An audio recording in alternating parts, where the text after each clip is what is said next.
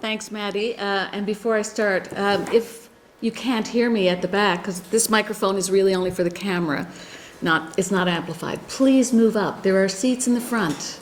It's okay. And Newfoundlanders tend to speak very quickly. So if I speak too quickly, put your hand up and I'll slow down. So before I start, I want to express my gratitude to be part of the incredible academic legacy of the Rachel Carson Center. Well, it's very humbling, and it's a dream come true. So thank you very much for everyone for allowing me to come here, I guess. And thanks for everyone's help. Everyone's been so kind, and their generosity going beyond the call of duty for all our ridiculous questions and helping us with everything, making all of this happen. Thank you very much to everyone for that. So, onwards. I've been asked about this image, so I open with this image by Scottish photographer Peter Ian Campbell. His work is amazing. He's on Instagram. When I first saw it, I assumed it was a collage. It's not. It's a photo from an area in Scotland where they are breaking apart the oil industry one rig at a time. And it really gives me hope, and I have that picture over my desk. It's kind of a visual representation of my work, which is a mashup of art, petrocultures, and ecology. I'm doing an interdisciplinary PhD. So you have a chance to look at it. It's amazing. And he has worked on rigs. He does just incredible work, so check him out. He's very aware of petrocultures as well, so his work is very critical. So just to give you some geographic context, the NL on the first slide is not the Netherlands. I am from Newfoundland and Labrador, and that's the abbreviation for it. The island portion of the province is that rectangular thing there. It's on the same latitude as Bavaria, but that iceberg photo was taken last week. Spring in Newfoundland means Arctic ice, pack ice, and icebergs flowing south on the Labrador Current, so coming down from Labrador. Whereas I guess Bavaria really benefits from the warmer Gulf Stream, for now anyway. There are hundreds of bergs off Newfoundland shore right now. You can go to icebergfinder.com to find out just how many. And they're all, of course, parts of Greenland's ice sheet, chunks of melting glaciers. So I live in the middle of the flow from the melting Arctic and in the path of hurricanes that come north from the Caribbean much more frequently and at greater intensities now. Sea level rise in parts of Newfoundland is expected to increase 1 meter to 1 meter, and projected future storm waves could exceed 10 meters. That's 3 stories, a 3-floor building. So I live in St. John's, which is the bright orange-red dot there, where it says Equinor office, I think. And the reason I used an Equinor map, Equinor is the Norwegian state-owned oil company, and I use their map because they have plans to drill a new oil project off Newfoundland called Bay du Nord with BP and Canadian permission. And they say it contains at least 1 billion barrels of oil, so it may qualify as a carbon bomb. Even if it weren't a climate crisis, even if there wasn't a climate crisis, Bay du Nord is high risk. It's quite far offshore in very challenging and icy waters. It will be drilled at a depth of about 1,200 meters, which is as far down as anyone has drilled before. The same depth as Deepwater Horizon, and we know how that turned out. 11 people lost their lives in that spill, and it took 87 days to cap it. And Deepwater Horizon was only 65 kilometers offshore. Bay du Nord is 500 kilometers offshore. It's being called the world's most remote oil project. And it's another context for my research. So just a little bit about my pathway. I've been interested in hearing about other people's paths to research because I came back to the academy after a professional career as a journalist, as Maddie told you. I'm a European settler, descended from British fishers who arrived uninvited on Newfoundland in the 17th century. The repetition of the word fishing there is from an archival census document that lists the occupations of my family. It goes much longer than that, fishing, fishing, fishing. My grandmother wanted her children to get an education beyond a one-room schoolhouse that went to grade 4, and because of her grit, I was born in central Newfoundland, right in the middle, hours from the coast in a town called Grand Falls, founded around a pulp and paper mill, and that's where my father, my uncle, and my grandfather worked. So I approach research as someone socialized in a working class, resource-based, extractive context. When I was at university, I started volunteering at the campus radio station and eventually worked summers at CBC in Labrador and in St. John's. And my experience working in Labrador led to my honors thesis on civil disobedience among the Innu against flights, NATO low-level flying flights. And the German Air Force was a key part of that NATO training program. I graduated in the spring of '92 with my BA, and that was the same year as the cod moratorium. That the cod fishery was the basis of our economy, and it collapsed because of overfishing. The local economy crashed. We officially became the poorest province in Canada, and about 50,000 people left. And I was one of them. I left to do my MA in journalism in central Canada, and I never thought I'd be able to go home and work again. So I worked as a CBC producer in Quebec and Toronto for about a decade, and in 2000 I was able to go home because Newfoundland discovered oil. And I tell you all this so you can understand, I guess, the local context for Bay du Nord and why it is so challenging where I come from to have even a conversation about energy transitions because everyone is so grateful for the economic comeback that oil allowed. So as Maddie said, I was a producer at the CBC, so I've written and produced and hosted radio, TV, and podcasts. I've always maintained a parallel art practice throughout my career to explore ideas and to collaborate. And that creative work has changed recently from painting and art installations to writing. And as Maddie said, the novel is coming out in 10 days, and there will be cake at the Land House. You're all invited.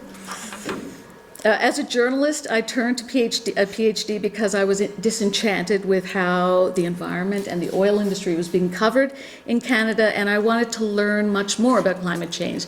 As a journalist, you skim over the top of many topics, you rarely go deep. So I really yearned to dive deep. And when I learned about the portfolio PhD, that format really appealed to me as an artist, so I pivoted. So I'm just going to do one slide about theory. My work is grounded in feminist posthumanism, and it's really guided by a methodology called research creation. And when I read this manifesto from Natalie Lovelace, the doors of academia really swung open for me. I knew that through this arts-based methodology, I'd be able to reconnect with theory authentically and deepen my writing and art practice to grapple with the wicked problem of climate change.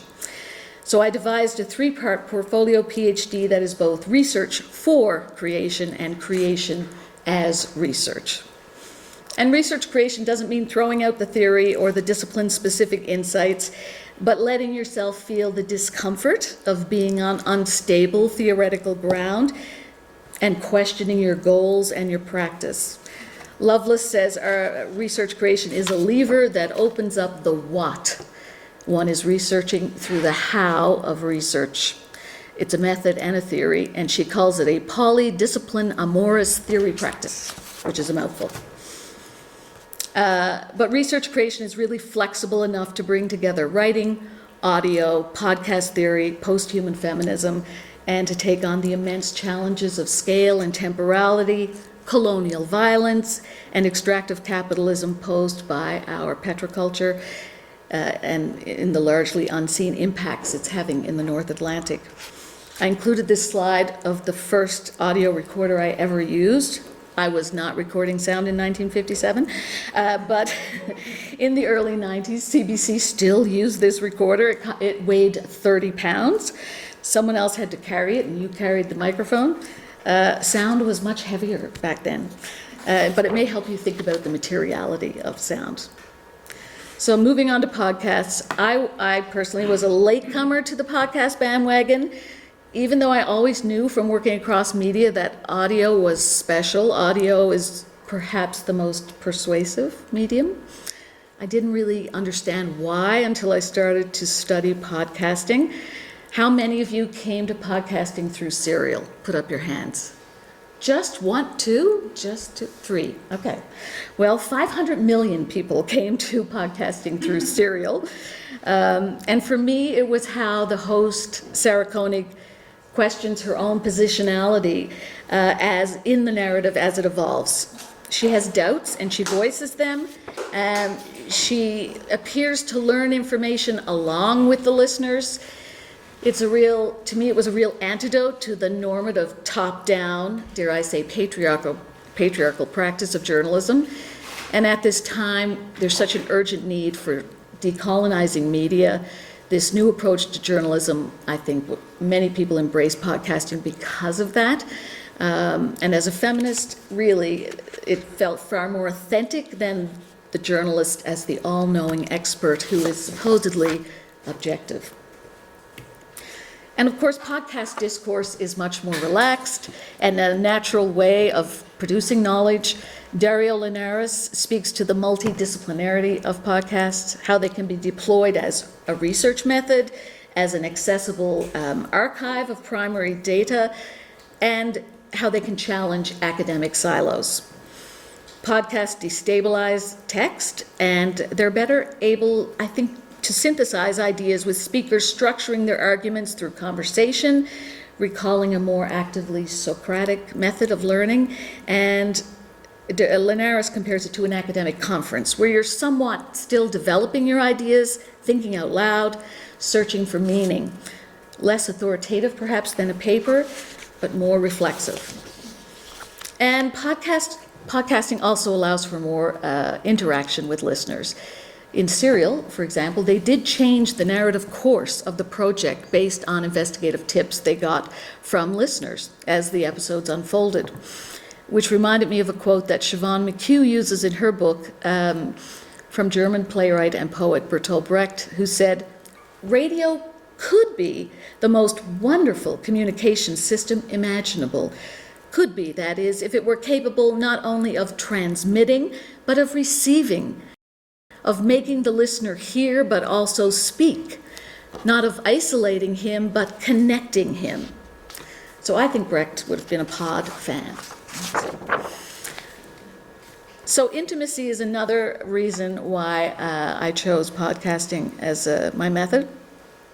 In podcasting, the audio media revolution, Spinelli and Dan highlight at least 11 elements that set the medium apart. I'm just going to touch on a couple of key ones.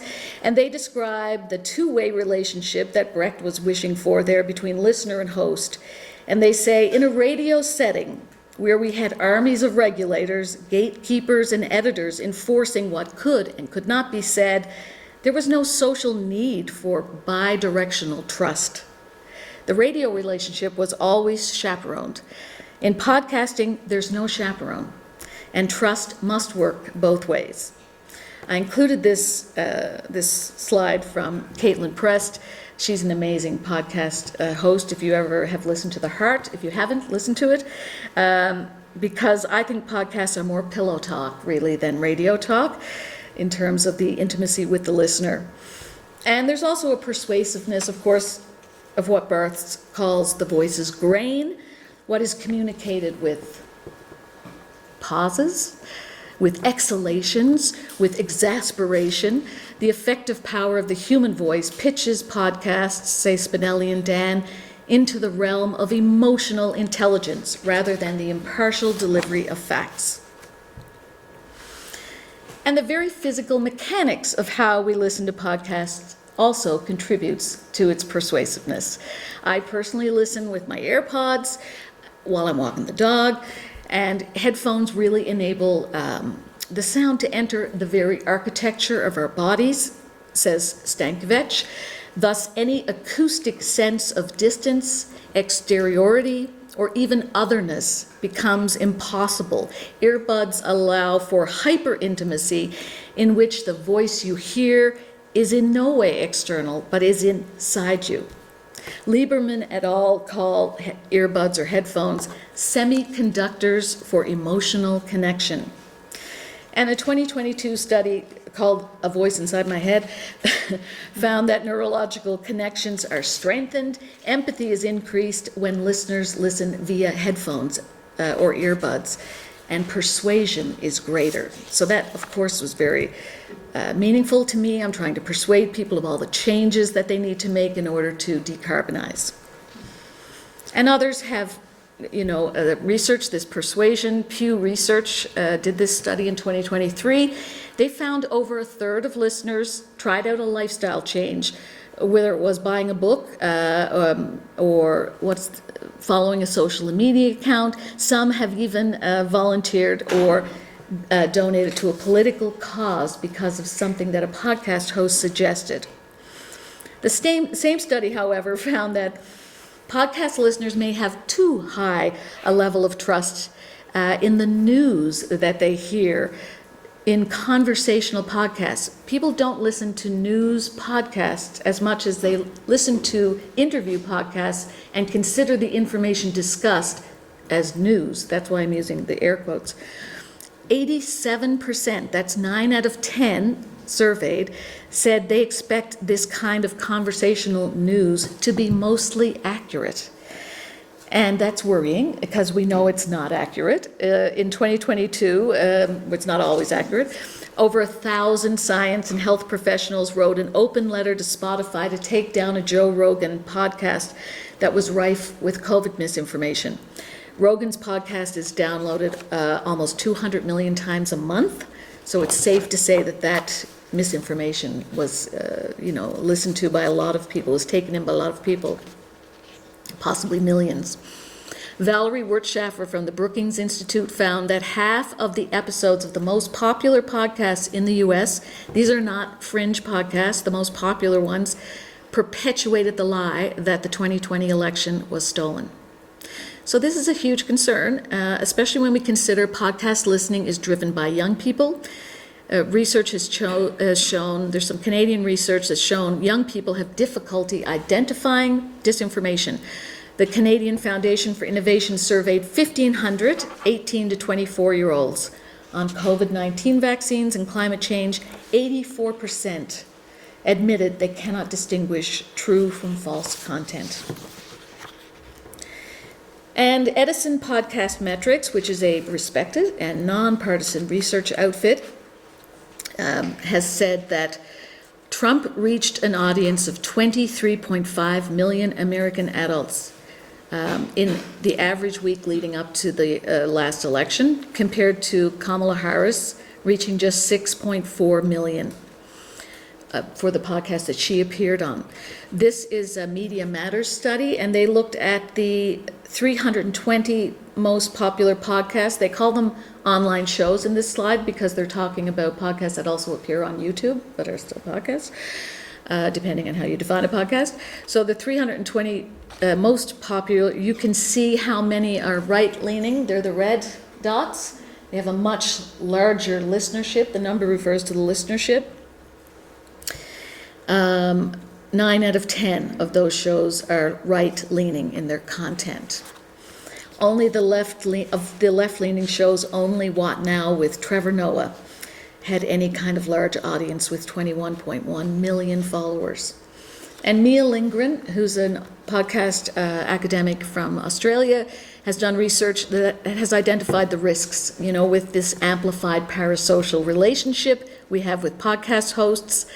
Journalistic integrity is compromised, and they can reinforce echo chambers rather than bridging societal divides. Oh, okay. So despite the feel-good, subversive, and maybe even punk beginnings of podcasts, podcast listeners are quite susceptible to mis- and disinformation. I presented this research at Petrocultures in 2024, and it's about the role that Google plays in this. The big challenge for podcast creators and listeners is discoverability, which means, how can listeners find my podcast? There are 4 million podcasts out there. McKelvey and Hunt say that that definition of discoverability is too simplified because it doesn't include the systemic and coordinated way that the Google Ads ecosystem and keyword auctions interacts with the massive marketing budgets of multinational corporations. This gives Google immense media power. So Google, as we know, I use it as a search engine. My life is in Google Slides and Google, documents. But Google is an advertising platform with no governance, no journalistic rigor or ethics, and a secret algorithm that awards the highest bidders with the top spots on the search page. We know this.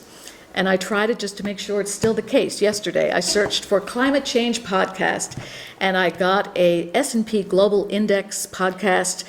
One of the episodes was How a Mining Giant Balances Energy Transition, Nature, and Sustainability.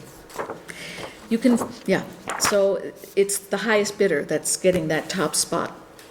And very few people are clicking through to the second or third page. So the good news, there is some good news. Podcasts are good boundary objects. They have radical potential, say Corey and Boothby. And they cite the example of Katie de los Rios' research on Latinx girls.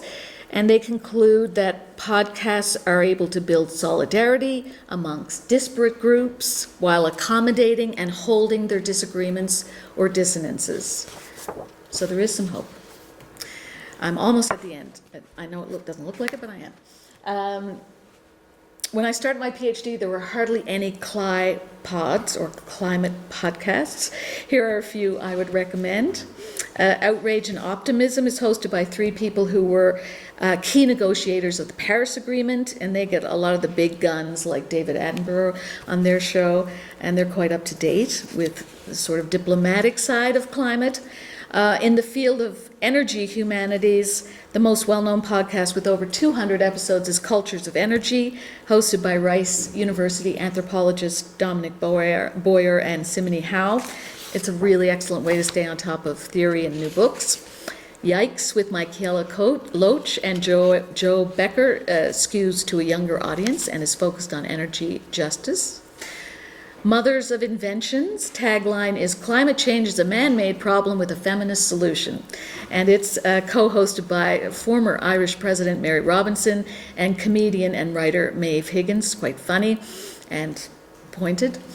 And Forest 404 is an incredible speculative climate drama by the BBC. That's the inspiration for my fictional podcast that I'm writing here at the Land House. And it's an incredible tool for teaching podcasting as well. And I'm going to say a little more about Drilled. They call themselves a true crime podcast about climate change. So this is a page from drilled.media, what Amy Westervelt, who's the producer and host, calls her climate vertical. So on this site, you can find 10 seasons of Drilled podcasts, international investigations into climate crimes, news about disinformation techniques, and leaked documents. And there's also links with other independent news outfits and stories. It's an incredible tool. It's very up to date, and I think it's the future of journalism, frankly. And I'm finalizing a paper right now about how the use of this narrative structure of true crime and by challenging traditional journalistic tropes, Drilled Season 8, which is set in Guyana, can potentially overcome some elements of the slow violence of carbon capitalism identified by Rob Nixon. That's the paper I'm writing. So in addition to making research, having fun making podcasts, using an arts-based methodology, I'm also drawing on more traditional methodologies to research disinformation and climate communications, and I guess overall the role that media plays in the energy transition and in delayism. So this is the first part of my PhD, gyre. A gyre is a thing that happens in the ocean where different currents swirl together. So I've swirled together artists and scientists to talk about shared environmental issues in the North Atlantic. And I hope by entangling their work, new forms of knowledge will emerge and a new local awareness will surface, spanning the human, non-human, and digital. And also, more practically, having two guests from different backgrounds together, speaking together, thinking out loud together, prevents them from falling back on their own discipline-specific jargon and assumptions. And I think this makes the information more accessible to a general audience. So there's currently only 5 episodes of Gyre on Apple Podcasts, but I just received funding to do 15 more. So there will be more. Please tell your friends and family about it. The second part of my PhD is the speculative fiction podcast that I'm writing at the Land House right now. It may be 6 or maybe 8 episodes, and audio storytelling is so fantastic for shifting across distances and temporalities and depicting really anything that the writer can imagine while immersing the listener in fictional worlds. It's an ideal medium for a Cli-Fi story set in and around the future ecology of the North Atlantic. And I'm just going to quote Ursula Le Guin. It's up to authors to spark the imagination of their readers and to help them envision alternatives to how we live. So that's the pretty picture. This is the reality. This is what the writing process looks like right now. I am mapping out and roughing out the first draft of the episodes using a 5-act structure. So despite the pretty slides that you just saw.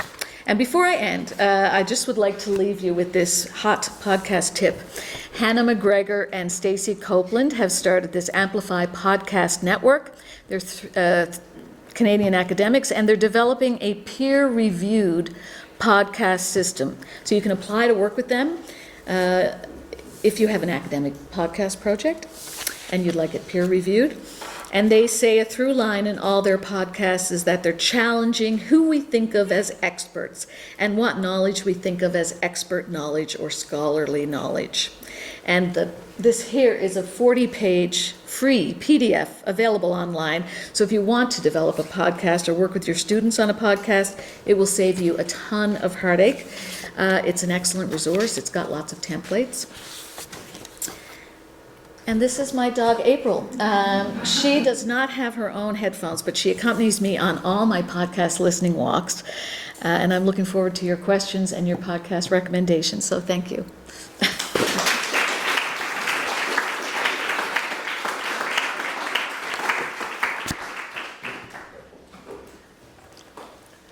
And